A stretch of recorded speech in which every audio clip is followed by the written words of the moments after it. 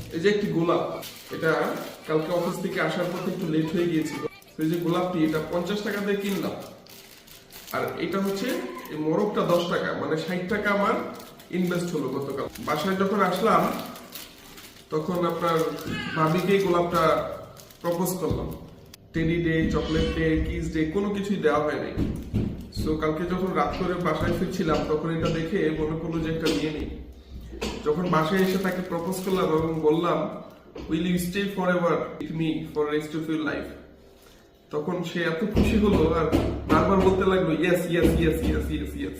মানে চোখে মুখে যেই হাসিটা দেখতে পাচ্ছিলাম এবং যে খুশিটা দেখতে পাচ্ছিলাম, সেটা মনে হচ্ছিল কোটি টাকা দিয়ে আমি কখনো কিনতে পারবো না। তো আসলে মেয়েরা খুব বেশি কিছু চায় না। আপনি যদি তাকে যথেষ্ট সম্মান দিয়ে, ডিগনিটির জায়গা থেকে ডিগনিটি দিয়ে তাকে রাখতে পারেন, তাহলে আসলে দেখবেন আপনার বেশি কিছু লাগবে না। আপনার থেকে সে শুধু প্রাপ্য ভালোবাসাটুকু চায় এবং আপনি এরকম 60 টাকা দিয়ে আপনি তাকে যথেষ্ট পরিমাণ খুশি করতে পারবেন। তো এটাই হচ্ছে আমাদের ভালোবাসা দিবস।